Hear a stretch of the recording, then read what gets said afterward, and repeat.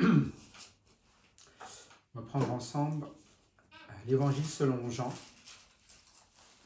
L'Évangile selon Jean, chapitre 11. On va lire du verset 45 au verset 57. Donc on va lire la fin, chapitre 11.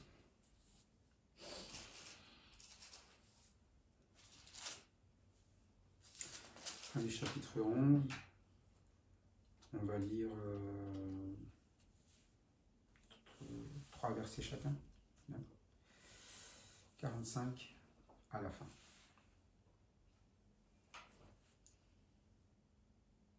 Gauche à droite. Allez Bernard, gauche à droite. En voyant ce que Jésus avait fait, beaucoup de ceux qui étaient venus auprès de Marie crurent en lui. Quelques-uns cependant s'en allèrent trouver des pharisiens et leur rapportèrent ce que Jésus avait fait. Alors le chef des prêtres et les pharisiens convoquèrent le grand conseil. Qu'allons-nous faire, disait-il, cet homme accomplit trop de signes miraculeux. Si nous le laissons faire, tous croiront à lui, et les Romains viendront détruire et notre ville et notre nation.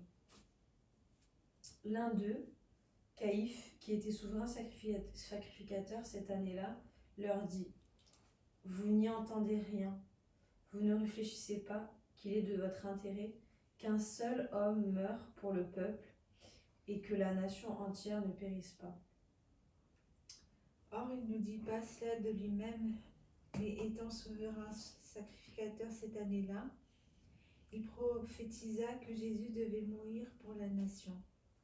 Et ce n'était pas pour la nation seulement, c'était aussi afin de réunir en un seul corps les enfants de Dieu dispersés. Dès ce jour, ils résolurent de le faire mourir.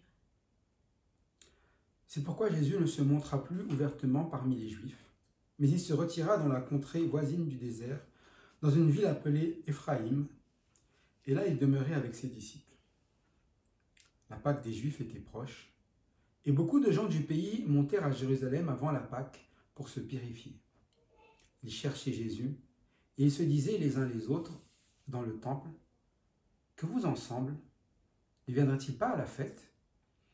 Or, les principaux sacrificateurs et les pharisiens avaient donné l'ordre que si quelqu'un savait où il était, il le déclarât afin qu'on se saisît de lui. On vient de vivre un moment que le Seigneur a voulu, que le Père a voulu que le Fils montre à toute une foule, un moment où Lazare a été utile pour montrer la gloire de Dieu, pour montrer que Jésus-Christ, lorsqu'on contemple la gloire du Christ, on contemple ce que le Père fait, et on voit que le Père a droit de vie et de mort, il est capable de donner la vie, de ressusciter, mais on voit que le Fils s'est vu attribuer les mêmes droits. Qu'est-ce qu'il a dit à Marthe ? « Je suis la résurrection et la vie. Celui qui croit en moi vivra, combien même il serait mort. » Et ici, on voit bien Lazare, sur ordre de Jésus-Christ, Lazare sort, qui était mort, et maintenant qui revient à la vie. Le fait que Lazare soit mort, c'était un moment de chagrin pour Marie, Marthe. Le fait qu'il soit mort, c'était un moment où tout le monde s'était réuni autour de Marthe, Marie, et principalement, on voit là autour de Marie, les Juifs étaient là, tout le monde était là parce qu'ils avaient de la peine pour elle, ils étaient là pour la consoler, mais le Seigneur a fait au-delà que simplement donner une consolation, on dira, sur sa vie à elle. Il a donné une consolation sur la vie de Marthe, Lazare et Marie. Il a redonné la vie à Lazare. Marthe et Marie ont pu retrouver leur frère. Et normalement, ça devrait être un sujet où, non seulement de joie, mais un sujet d'étonnement. Un sujet d'étonnement assez fort pour que, comme Jésus l'a dit, pourquoi est-ce qu'il a fait cela ? On peut relire verset 40. Qu'est-ce qu'il a dit à Marthe ? ne t'ai-je pas dit que si tu crois, tu verras la gloire de Dieu. Tu verras, eh bien, la vie de Dieu, comment Dieu agit, ce que Dieu fait. Et Dieu, ce qu'il fait, eh bien, on le voit en qui? Où est-ce qu'elle a vu cette gloire? En Christ. Et qu'est-ce qu'elle a vu en Christ? Eh bien, la vie, la résurrection. Et pourquoi? Eh bien, pour montrer, verset 42, pour moi, donc ce n'est pas pour Jésus, elle dit, pour moi, je savais que tu m'exauces toujours, mais j'ai parlé à cause de la foule qui m'entoure, afin qu'ils croient que c'est toi qui m'as envoyé. C'est-à-dire que les paroles qu'il a annoncées, la vie qu'il a montrée, la gloire que nous avons pu contempler, elle avait un but, afin que... Il croit. Il croit. Il croit à quoi? Par le Père. Donc, il est qui? Qui est-ce que le Père est censé envoyer? Son fils. Oui, mais littéralement, qu'est-ce que les Juifs Messie. attendent depuis le Messie? Et tout ce que Jésus fait a un but, c'est qu'il croit au Messie, qu'il croit en Jésus-Christ lui-même qui a été envoyé, mais en regardant qu'il croit à ce que Jésus-Christ fait, ce que le Père veut faire, c'est-à-dire leur redonner la vie. Donc normalement, en regardant ce qui vient de se passer, tous devraient quoi? Croire.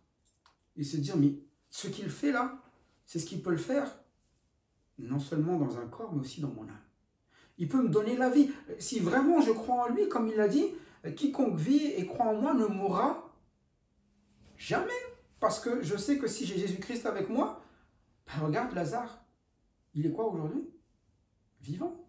Si Jésus-Christ est toujours avec moi, je serai toujours quoi? Vivant. Donc normalement, ça devrait être logique. Quelqu'un qui est comme ça, vous dites, mais s'il est avec moi tout le temps, qu'est-ce que je peux risquer? Quelqu'un comme Thomas qui avait peur en allant là-bas de quoi? De mourir, il va se rendre compte qu'en fait, il n'aurait jamais dû avoir peur.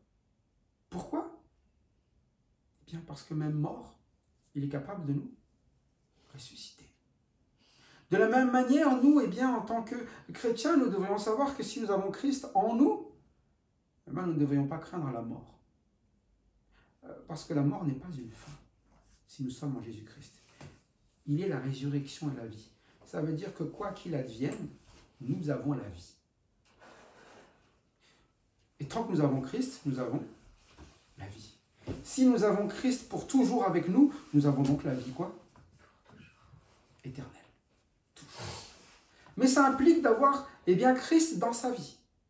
C'est pour ça que c'est le Messie. Le Messie, ça implique que ce soit quelqu'un qui vienne dans notre vie, quelqu'un sur qui on place notre foi, quelqu'un qui régit notre vie. Thomas n'aurait jamais vu ce qui s'est passé s'il n'avait pas accepté de suivre Jésus. C'est parce qu'il a suivi Jésus. Si Thomas était resté eh bien, de l'autre côté, il n'aurait rien vu. Est-ce qu'il aurait vu la gloire de Dieu? Non.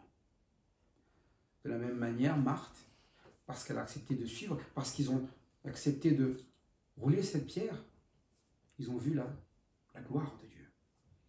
De la même manière, pour nous, voir la gloire de Dieu, partager la vie de Dieu, ça nous implique de quoi? De le suivre, d'obéir, de croire.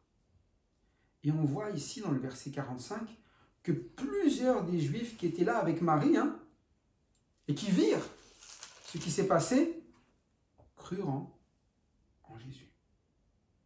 C'est normal avec ce qui vient de se passer. Pourtant, il y a un mais. Il y a des mais. Et parfois, on se dit, comment franchement, ils ont pu ne pas croire. Moi, si je vois Jésus ressusciter quelqu'un, tout de suite, je crois que c'est lui le Messie. Nous, on trouve ça tellement logique parce qu'aujourd'hui, eh bien, c'est aisé pour nous de le comprendre parce que c'est écrit, nous avons l'histoire, nous savons qui a tort, qui a raison lorsque nous regardons ici. Mais parfois, dans notre vie, dans nos propres choix, nous sommes du côté des mais. Le Seigneur nous montre des choses, nous dit des choses, et nous avons des mais. Mais, on ne fait pas ce que Jésus aurait voulu. Il a dit pourquoi, est-ce qu'il a dit ces choses? Afin qu'ils croient que c'est le Père qui les a envoyés. Mais les mais, ceux qui ont quelque chose à redire sur la situation, ce sont ceux qui ne vont pas vivre, accepter, qui ne vont pas vouloir prendre pour eux ce qu'il y a là. Il y a quelqu'un qui est ressuscité, eh bien au lieu de s'en réjouir, au lieu de voir le Messie dans tout cela, qu'est-ce qu'ils vont faire? Ils vont s'en aller. Et ils vont aller voir qui? Les pharisiens. Les pharisiens n'étaient pas là, ça veut dire. Hein. Il y a des personnes, ils voient cette scène, ils disent, bon, ben, il a fait quelque chose, je le connais, lui. Et lui, normalement, qu'est-ce qu'on dit depuis le début? Quand il fait un mouvement, on va prévenir les pharisiens. Les pharisiens qui étaient des gens qui l'appréciaient ou pas? Ils ne l'appréciaient pas. Tout le monde était bien au courant, il l'a dit auparavant, hein, vous cherchez à me faire mourir. Et tout le monde a entendu cela. Donc ils savent que s'il va voir les pharisiens vont faire quoi? Ils vont passer à l'attaque. Pourtant, ils ont vu ce qui s'est passé. Ils ont vu qu'il ressuscite. Donc on peut vraiment voir qu'ils n'ont pas cru. Ils n'ont pas cru malgré la vérité, malgré la réalité qu'il est celui que le Père a envoyé, il est celui qui ressuscite des morts. Ils ont délibérément préféré aller voir qui? Les pharisiens. Mais pourquoi les pharisiens? Les pharisiens, on parle d'eux depuis le début, mais les pharisiens, ils sont assez spéciaux. Eh bien, parmi les voies juives, le pharisianisme, comme dira Paul, elle est la secte la plus rigide. C'est-à-dire qu'ils ont une doctrine qui est très ferme, très légaliste, très compliquée. C'est-à-dire que quand tu es pharisien, tout le monde n'arrive pas à être pharisien. Pour être pharisien, c'est une vie un peu d'élite quand même. Donc ce sont des personnes qui sont considérées d'un point de vue comment? Religieux. Alors que Jésus, il n'était pas considéré. Au contraire, pour les pharisiens, c'était plutôt un quoi? Un paria. Un blasphémateur. C'est le terme qu'ils ont utilisé. Donc quelqu'un qu'il ne faut pas suivre. Et ces hommes qui sont partis voir les pharisiens, c'est parce qu'ils pensaient que ce qu'il y avait de mieux à suivre, c'était qui? Les pharisiens. Et parfois, nommer, c'est un petit peu cela. On fait le choix de suivre les personnes qui, d'apparence, sont les personnes qui, pour nous, sont mieux à suivre. Mais suivre Jésus, ce n'était pas suivre à cause de l'apparence de Jésus, c'était suivre Jésus à cause de ce que Jésus donne. Il a dit, je suis la résurrection et la vie. Vous ne trouverez pas la résurrection et la vie chez les pharisiens. Mais vous trouverez les pratiques des pharisiens. Le mot pharisien signifie même séparé. C'est-à-dire que quand quelqu'un est séparé, c'est qu'il est d'une autre classe, une autre catégorie. C'est vraiment des gens à part. Mais dans le sens élevé. Alors que Jésus, c'est quelqu'un qui est au milieu de tout le monde. Il emmène ses disciples, il vit même avec des gens de vie comment? De mauvaise vie. Les pharisiens, ils ne font pas ça. Les gens, ils sont séparés. Les pharisiens, ils sont à part. Ils sont entre eux, entre justes. Donc, c'est un groupe, parfois, où on peut se dire, c'est l'élite. C'est le super groupe. Il n'y a pas mieux qu'eux. Et c'est pour ça que quelques-uns d'entre eux allèrent trouver les pharisiens. Pourquoi ils vont trouver les pharisiens? Eh bien, parce qu'ils trouvent le pharisianisme meilleur. Et le mais, souvent, c'est quand on trouve des choses qui satisfont, on va dire, l'ego humain. Et c'est mieux. L'ego humain, c'est de se dire que moi, je suis à part, séparé, meilleur que les autres. Mais quand on parle de Jésus-Christ, il est au milieu des autres. Il aurait pu être séparé. La preuve est, il vient du royaume de Dieu. Le royaume de Dieu est séparé des hommes. Mais il est venu au milieu de nous, pourquoi? Pour nous amener sa vie. Les pharisiens n'ont rien à amener. Les pharisiens sont plutôt là, pourquoi? Qu'est-ce qu'ils veulent de Jésus-Christ? Enlever son ministère, enlever sa vie, enlever les gens même qui le suivent. Et c'est pour ça que quand ils vont trouver les pharisiens, ils vont le trouver bien pour ce que savent faire les pharisiens. Ils leur dire ce que Jésus avait fait. Comment on appelle ça? Rapporteur. C'est ça, hein? Comme des enfants. T'as vu ce qu'il a fait? Mais pourquoi est-ce que les gens rapportent? Parce qu'il veut qu'il se fasse punir. Et qu'il se fasse punir. Donc il y a ces personnes, il y a deux façons de voir lorsque vous voyez quelque chose qui vient de Jésus-Christ. Il y a ceux qui prennent, qui vont croire, qui vont bénéficier de ce qu'ils ont cru. Mais il y a les rapporteurs qui veulent punir celui qui est en train de faire à tout prix. Il a fait quelque chose de mal. Alors c'est plutôt une question de concurrence entre les pharisiens et Jésus. C'est-à-dire qu'il y a de plus en plus de personnes qui se tournent vers Jésus et peut-être de moins en moins qui commencent à écouter qui? Les pharisiens. Et là, c'est là que vous comprenez le vrai problème des pharisiens. Verset 47, qu'est-ce qu'il nous dit? 47. Alors les principaux sacrificateurs et les pharisiens assemblèrent le Sanhédrin et dirent: que ferons-nous, car cet homme fait beaucoup de miracles. Si nous le laissons faire, tous croiront en lui. Et les Romains viendront détruire et notre ville et notre nation. Donc, on voit ces personnes qui sont parties voir les pharisiens, parce que pour eux, c'était ceux qui étaient, on va dire, regardés comme étant le plus haut, les séparés. Mais on voit que ces pharisiens, ils sont dans quelle attitude en ce moment? Ils se sentent menacés. C'est ça le vrai problème. Ils se sentent menacés. Ils se sentent menacés par qui? Jésus. Et pourtant, que fait Jésus? Est-ce qu'il leur a fait quelque chose de mal? Est-ce qu'il les court après? Est-ce qu'il court après les pharisiens pour essayer d'exterminer les pharisiens? Non. Qui court après qui? Les pharisiens. C'est les pharisiens qui courent après Jésus. Mais Jésus ne court après personne. Au contraire, quand les pharisiens viennent, il les accueille. Et ils viennent même, et vous avez vu, la dernière fois, ils ont ramené une personne à juger, etc. Et Jésus ne les a pas chassés, il les a enseignés, et il a continué à faire ce qu'il fait d'habitude. Et ce qu'il fait d'habitude, eh bien, il est le pain de vie. Il nourrit de ce pain. Il est la résurrection et la vie. Il va ramener la vie. Et ça, c'est ce qu'on appelle la vérité. La vérité n'est pas un avis. La vérité, c'est une vie. Et une vie qui est conforme à la vie du royaume de Dieu. La vie que Dieu demande. Et ça, c'est ce qu'on appelle un vrai ministère. Et c'est ce que Jésus-Christ faisait. Il ne faisait que faire ce que le Père lui demandait. Toujours. Mais il ne court après personne. Il n'essaie de faire périr personne. Au contraire. S'il est la résurrection et la vie, il voulait que tout le monde croie. Pour avoir quoi? La vie.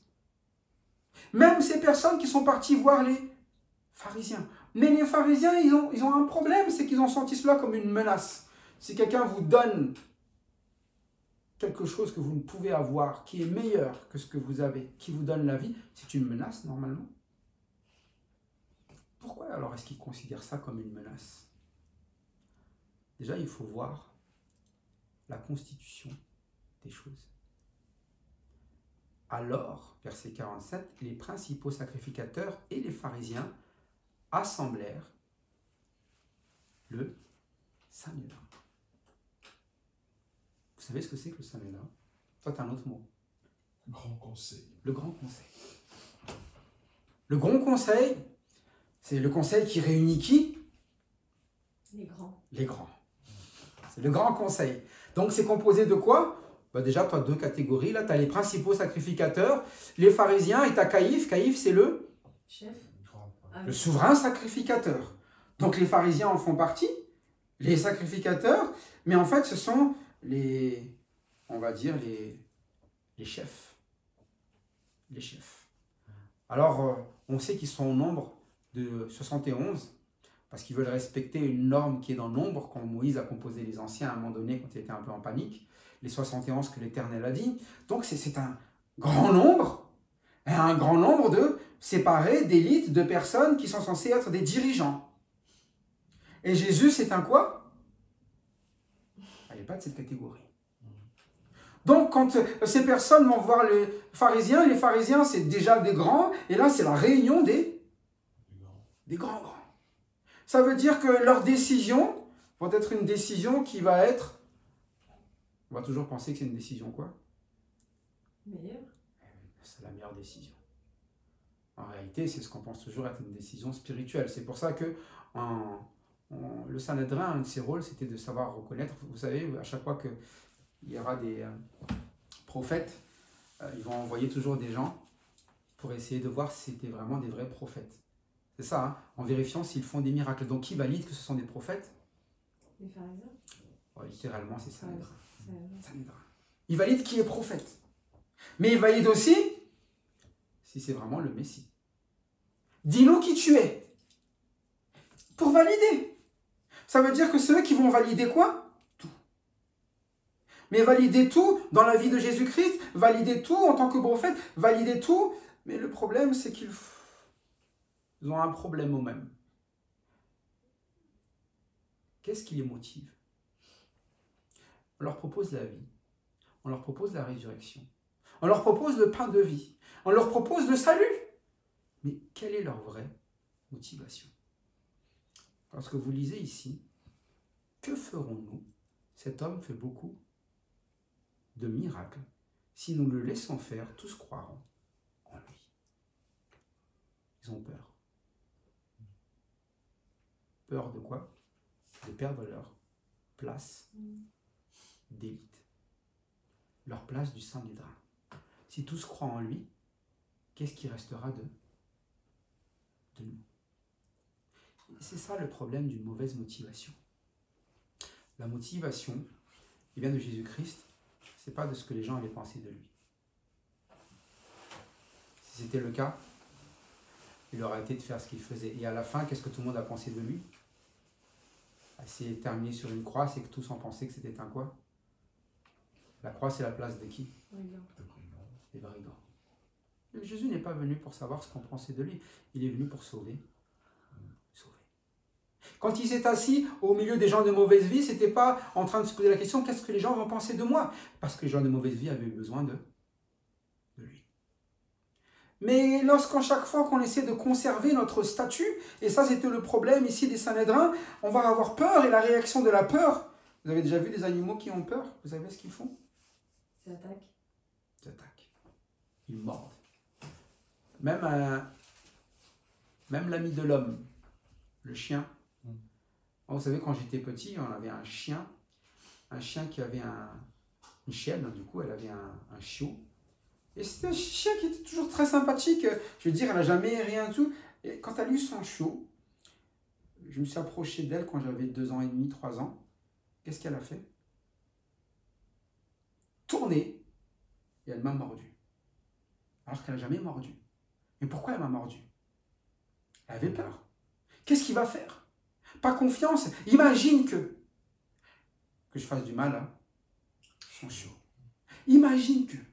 Et souvent, ça, c'est la mauvaise attitude. Nous sommes là en train d'essayer de imaginer ce que les gens vont faire. Imaginer, tous vont quoi? Si nous le laissons faire, tous croiront en lui. S'ils croient en lui, nous, on aura quoi alors? Perdu. Mais la réalité, c'est qu'eux aussi devaient croire en lui.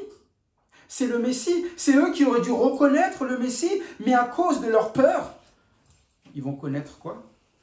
Le mensonge. Le mensonge, ils ne vont pas reconnaître le Messie.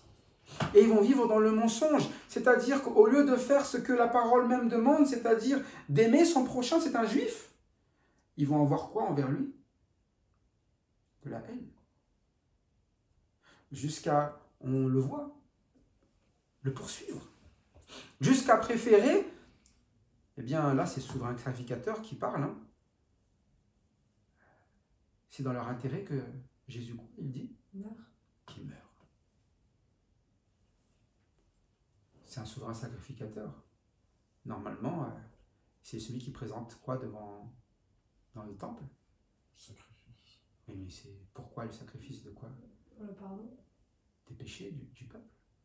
Donc normalement, son rôle, c'est d'amener le sacrifice qui permette que ceux qui soient condamnés puissent être quoi?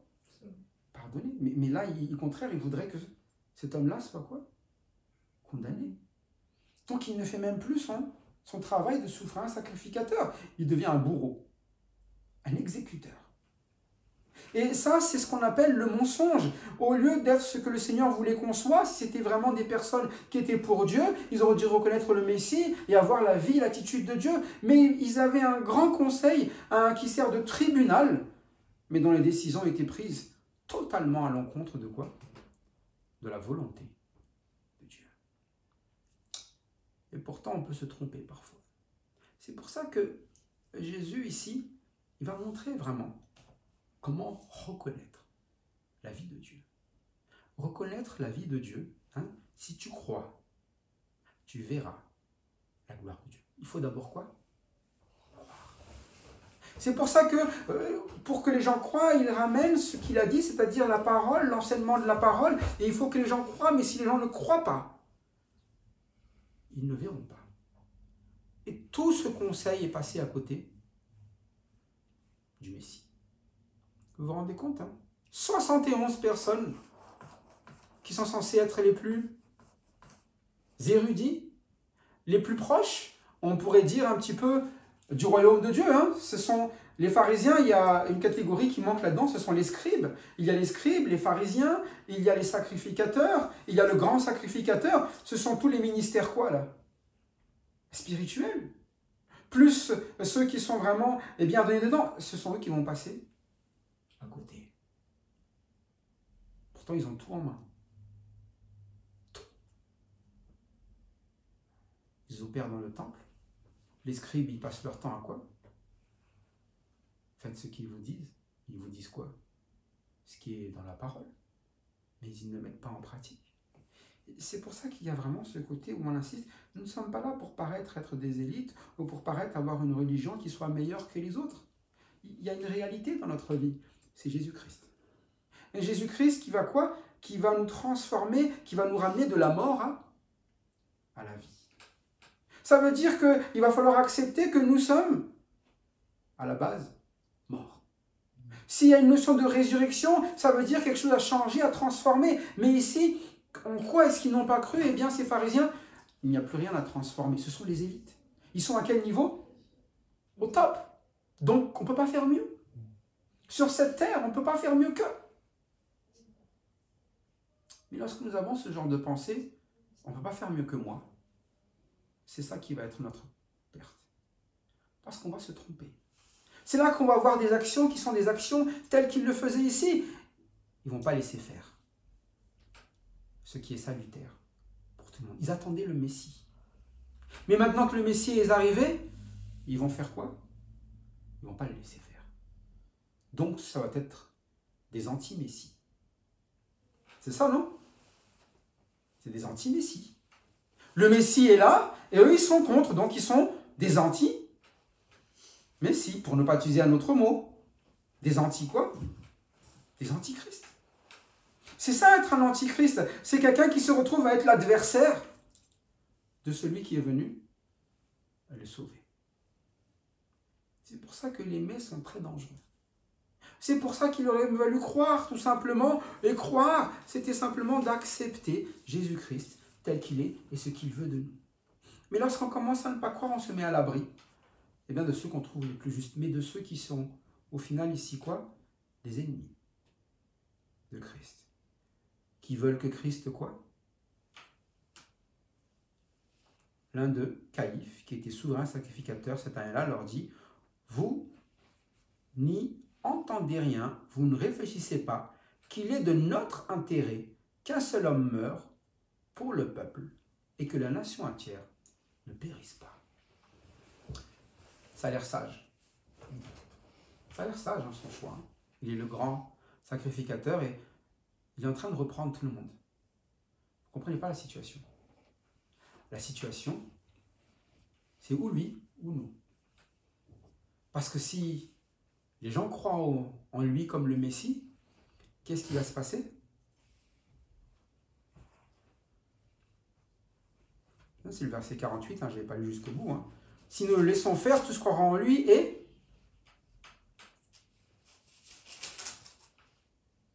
Les Romains viendront. Pourquoi? Pour détruire. Autant de le peuple. Donc, il a dit cette parole qui est sage, parce que ça a l'air de vouloir protéger la nation. Mais protéger la nation en détruisant qui? Le temple. Non, pour lui, sa solution c'est détruire la nation, protéger la nation en détruisant qui? Jésus. Ou le terme, le Messie, celui qu'ils attendaient. Ils sont prêts à perdre leur espérance. Pourquoi ici? Pour sauver la nation. Mais en quoi devaient espérer les nations? Merci. Donc ils détruisent l'espérance des nations en disant c'est la bonne solution. La bonne solution c'est de ne pas espérer en ce que Dieu demande. La bonne solution c'est de ma solution d'aujourd'hui. Ma solution d'aujourd'hui c'est quoi? On va le tuer. Mais c'est là la pire erreur. Ça veut dire qu'on est en train de détruire totalement ce que le Seigneur voulait faire pour les nations. C'est ça qui est le problème. Lorsque nous ne croyons pas dans la parole de Christ, eh bien nous sommes à l'opposition. Quand nous sommes à l'opposition, nous détruisons l'œuvre même de qui? De Jésus-Christ. C'est pour ça que ce n'est pas juste une question de se dire oui mais moi j'en veux pas, c'est pas. Non, on n'a que deux places. Celle de croire et celle de l'adversaire. Il n'y a que la lumière et les ténèbres. Il n'y a que la vie et la mort. Mais qui est la vie? Qui est la lumière? C'est Jésus-Christ. En dehors de ça, il y a la mort, il y a l'adversité. Il y a ce qui est très humain, l'élitisme. Mais l'élitisme n'amène jamais la vie. C'est pour ça qu'il y a une réflexion ici, pour chacun d'entre nous, de nous poser la question, sur quoi se basent nos choix? Est-ce que c'est sur la foi? De croire vraiment, selon ce que nous avons vu de Jésus-Christ, quelle est la vie que Jésus-Christ demande. Lorsque vous regardez à Jésus-Christ, comme on l'a dit tout à l'heure, il ramène ce qu'il y a dans le royaume de Dieu. La résurrection, la vie, la lumière. Il ramène ce pain qui descend du ciel réellement, le pain de vie. Il ramène une vie dans l'esprit, c'est ce que nous vivons. Mais lorsque nous regardons, les pharisiens, depuis le début, ils ont une odeur de rivalité, de mort, de querelle, que des choses qui nuisent au prochain. C'est ce qu'on appelle le mensonge et la vérité. C'est ce qu'on appelle le travail de l'adversaire et le travail de Jésus-Christ. Il y a une opposition. Et soit on est de l'un, soit on est de l'autre. Et c'est toujours ça, lorsque l'on voit, et ce n'est pas celui qui dit être de Dieu qui est de Dieu. C'est celui qui fait ce que Dieu demande, qui est de Dieu. Parce que tout le monde est persuadé que qui est de Dieu, dans cet épisode, la majorité pense que c'est qui? Le Sanhédrin, le grand conseil. Les 71. 71 contre 1 plus 12. 1 surtout là. Parce qu'ils sont tous là en train de s'acharner sur un seul.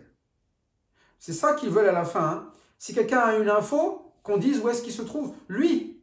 Si on se débarrasse de lui, on a quoi? On a gagné. Mais en réalité, en se débarrassant de lui, ils ont perdu. Ils sont perdus. Et on peut se dire, mais pourquoi le Seigneur, pourquoi Dieu laisse faire tant de choses? Pourquoi Dieu permet l'adversité? Pourquoi est-ce qu'il a permis que Jésus-Christ rencontre l'adversité? C'est vrai, on se serait dit quand même, il suffirait peut-être de faire ceci, cela, et là tout le monde aurait cru. S'il avait fait, je ne sais pas, une espèce de grand miracle, il avait instauré la loi, battu les Romains et les mis à terre, etc. Tous les Juifs auraient cru en lui et tout le monde aurait crié quoi? Hosanna. Ça, c'est nous, nos idées à nous. Et on se dit, cette persécution, c'est quelque chose que peut-être Jésus-Christ aurait pu éviter s'il avait fait ça. Le problème, c'est que oui, c'est mal ce qu'ont fait les pharisiens, c'est mal ce qu'a fait le Sanhédrin, mais pourtant, le verset 51 voit ça autrement. L'action est mauvaise. La nature même de ce qu'a fait le Sanhédrin est mauvais, mais le verset 51 dit quoi? Or, il ne dit pas cela de lui-même, mais étant souverain sacrificateur cette année-là, il prophétisa que Jésus devait mourir pour la nation. C'est une idée bonne ou mauvaise qu'il avait eue, Caïphe? C'était mauvaise, hein? Pourtant, c'est devenu une quoi? Une prophétie. À cause de quoi? De sa fonction. De sa fonction. Et c'est toujours étonnant comment Dieu fait les choses. Nous, on pourrait se dire, il suffisait de les exploser là, 71 personnes, et ça y est, on se débarrasse d'eux, il n'y a plus de problème pour Jésus-Christ. Au-delà de ça, on voit que Dieu va même utiliser les adversaires pour son plan. Et parfois, on voudrait se débarrasser des adversaires. Mais vous savez, les adversaires sont souvent là pour montrer que nous sommes dans le plan. Celui qui veut vivre pieusement sera persécuté. C'est une vérité. C'est-à-dire que quand nous avons décidé de suivre le Seigneur, et pour le ministère du Seigneur, soyez sûrs d'une chose. Le plan doit être validé. Il y aura la persécution. Mais ça va montrer aussi dans la persécution que vous allez traverser des choses que le Seigneur voulait. C'était le cas de Jésus-Christ. Ça a montré quoi? Il a prophétisé réellement de ce qui va se passer dans la vie de Jésus-Christ. Pourtant, sa prophétie, elle n'était pas dans le but d'annoncer la parole de Dieu. Elle a été dans le but de détruire Jésus-Christ. Et c'est pour ça que on respecte en tout cas les situations ici selon les fonctions. On verra que Jésus-Christ ne va pas s'opposer à Caïphe, il ne va pas s'opposer à toutes ces personnes. Il va se retrouver devant ce tribunal à un moment donné. Il va s'y retrouver devant ce tribunal. Et un tribunal, c'est fait pour juger, mais avant même d'entrer dans un tribunal, il était déjà quoi? Il était déjà condamné. Donc il savait très bien que le tribunal allait être un tribunal comment? Injuste. C'est pas comme si, voilà, quand ils ont commencé à connaître le peuple, ils attendaient juste chaque moment pour à chaque fois pouvoir quoi? Le condamner. Mais on le voit que c'est une attitude. Quand vous avez des personnes qui cherchent à tout prix, à chaque fois, boum, boum, boum, boum, boum, casser, casser, casser, détruire, ne vous attendez pas à autre chose le moment où vous aurez un problème. Les premiers qui vont parler, ce sera qui? Ceux qui... On dit, j'avais dit. Je l'avais dit. Ils attendent juste quoi que ça? Que le moment arrive. C'est ça ce que le problème ici du Sanhédrin. C'est un grand conseil. Un conseil, c'est censé ramener les décisions comment? Bonnes. Mais la décision qui est prise ici, et même celle du chef, elle devient mauvaise. À cause de l'attitude. À cause d'une attitude qui vient du fait qu'ils n'ont pas quoi? Qu'ils n'ont pas cru. Simplement. Et qu'ils ont préféré se confier dans quoi? Dans leur propre capacité. Résoudre leurs problèmes eux-mêmes, au lieu d'accepter la solution de Jésus-Christ. Et pourtant, Caïphe reprend tout le monde. On aurait pu espérer, vous ne réfléchissez pas, c'est le Messie. Croyez en lui et nous serons tous sauvés. Et ça aurait dû être son message en tant que grand sacrificateur, mais ce n'était pas son message. Et il dit que cette prophétie-là était nécessaire. Et ce qui vient de se passer, ce qui va se passer va être nécessaire. Parce que il prophétisa que Jésus devait mourir pour la nation. Et ce n'était pas pour la nation seulement. C'était aussi afin de réunir en un seul corps les enfants de Dieu dispersés. Ils sont donc des instruments de Dieu. Pour pouvoir ramener quoi? La paix, l'unité chez les enfants de Dieu. Pas juste Israël, mais tous ceux qui sont dispersés. Aujourd'hui, on peut vivre plein de choses dans notre vie. Le Seigneur nous a montré que au jour le jour, on peut avoir des situations, malgré ce qu'on fait, qui peut être bon, qui peut être bénéfique pour les autres, malgré le fait qu'on amène la vie, malgré le fait qu'on cherche le salut des autres, on peut vivre des situations Et on vivra des situations qui sont comment? Plein d'adversité. Mais derrière cette adversité, il y a une prophétie, il y a une promesse. C'est de quoi? Réunir en un seul corps les enfants de Dieu, dispersés. Et c'est à ça que sert notre vie. Notre vie, elle n'est pas là pour avoir le désir de la conserver, d'avoir peur. Parce que c'était le cas ici des sacrificateurs, ils avaient peur. Ils avaient peur que les Romains fassent quoi? Ils détruisent eux et leur vie. Peur de perdre. Mais en ayant peur de perdre, ils vont tout perdre. Alors que les disciples ont accepté de tout perdre pour suivre Jésus, et ils vont tout y gagner. C'est cela ce qu'on appelle une vie en Jésus-Christ. C'est pour ça que nous allons après vivre les promesses de Dieu, même si les situations paraissent difficiles. C'est un encouragement pour nous lorsque nous voyons ce passage. Nous avons vu la consolation que Jésus-Christ ramène dans la vie de Marthe, Marie, Lazare. Quelque chose d'impossible qui devient quoi? Possible, la vie qui revient. Mais de la même manière, il va ramener quelque chose d'impossible dans cette nation, quelque chose qui vient de sa mort à lui, qui va ramener la vie à tous ceux qui croiront dans la nation et même au-delà de la nation. Mais de la même, nous devons prendre cela comme exemple lorsque nous avançons selon l'Évangile. Nous vivons l'Évangile, nous allons connaître aussi des choses qui sont dures à croire, des choses qui font mal. Mais les choses qui font mal, ce sont des choses qui vont ramener quelque chose de bon. Ce qu'on appelle la gloire de Dieu que nous verrons. Nous voyons Dieu œuvrer dans la vie de chacun. L'Esprit de Dieu agir dans la vie de chacun. Et il y a des résolutions qu'on doit prendre dans notre vie. La bonne résolution, c'est de croire et de le suivre. Je pensais que les disciples, puisqu'on voit à la fin, l'ont suivi jusqu'au bout. Et ils ont eu ce que le Seigneur a promis. Lorsque ils se sont attendus à Jérusalem, lorsqu'il est mort, ressuscité, ils ont eu l'Esprit Saint comme promis. Mais la résolution, que prend le Sanhédrin est tout autre. C'est une reconsécration de la part du Sanhédrin dans leurs convictions. C'est le verset 53.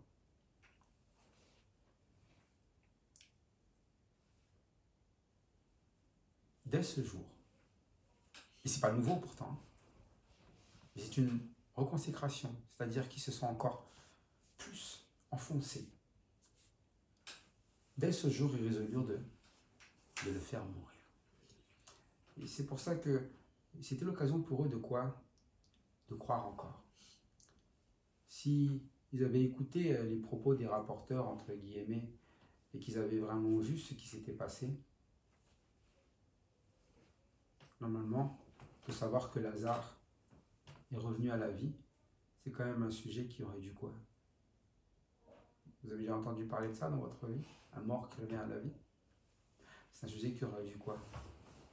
Un miracle qui aurait dû totalement valider, entièrement valider quoi? Le ministère de Jésus. Mais eux, c'est un miracle qu'ils ont passé à côté d'eux. Parfois, il y a des choses qu'on espère. Voilà, vous avez des personnes, là, vous le détestez tellement qu'il y a des choses qui se passent dans leur vie et vous ne remarquez même pas que c'est l'œuvre de Dieu. Mais à cause de la colère et de la haine envers cette personne. Et vous n'êtes pas prêt à accepter, surtout pas lui, qui devient notre quoi? Notre Messie, Enfin, dans ce cadre ici, Surtout pas lui qui devient notre Messie. S'il devient notre Messie, ça veut dire que c'est lui qui va décider. Moi, je ne veux pas de ça. Ce qui décide, c'est nous. Et parfois, c'est ça, simplement ne pas croire. On veut faire mourir parce qu'on n'a pas envie que ce soit lui qui décide. On ne veut pas que ce soit lui qui conduise. On ne veut pas de ce berger. Oui, on a vu que c'est un bon berger. Il s'est bien occupé de ses brebis. Il a même redonné la vie à Lazare, mais on n'en veut pas. Et c'est là que vous comprenez vraiment qu'il n'y a que les brebis qui reconnaissent la voix du berger. Vous pouvez faire ce que vous voulez. Vous voyez bien que Jésus-Christ, il ne pouvait pas faire mieux, on va dire, entre guillemets, que de montrer quelqu'un qui ressuscite des morts. Je crois qu'on est au au top du miracle. Mm. Mais quand on est sourd et qu'on se bouche les oreilles, on est sourd. Quand on est aveugle et qu'on veut rester aveugle, on reste aveugle. Et c'est pour ça que je vous dis, il ne s'agit pas d'argumenter, il s'agit de vivre. Jésus-Christ a fait juste ce qu'il avait à faire, ce que le Père a demandé. Mais s'ils ils ont la résolution de le faire mourir, c'est aussi la volonté du Père. Ça fait partie du plan de Dieu. Mais on verra que Jésus ne va pas se montrer tout de suite, parce qu'il connaît le bon moment. Mais il va rester un temps à terminer quelque chose qu'il avait encore à faire. Il restait avec les disciples. Rester avec les disciples, continuer à former, parler aux disciples. Et on verra qu'il y a un épisode, surtout qui est final, où il est allé jusqu'au bout avec ses disciples. Et on prendra ce temps la prochaine fois. Mais déjà que nous comprenons les bonnes résolutions que nous avons dans ce texte, c'est de vraiment faire confiance à Jésus et d'avoir cette foi claire en ce qu'il nous dit. Et si nous repartons sans croire, c'est là qu'est le danger. Un danger qui a l'air anodin, mais un danger qui va être une adversité, plutôt des adversaires, au lieu de vivre l'adversité. Que nous soyons plutôt des disciples qui suivent, qui croient, des disciples qui vont partager la vie de Jésus-Christ, et même dans la persécution, même quitte à avoir l'impression d'avoir perdu. Et nous verrons que ce n'est pas une perte si c'est le plan de Dieu, il y a toujours la victoire derrière. Et ça, c'est l'assurance que nous avons simplement dans chaque chose que nous faisons. Voilà pourquoi nous pouvons dire dans notre vie que toute la gloire soit à Dieu et à Dieu seul, ainsi qu'à son Fils, Jésus-Christ.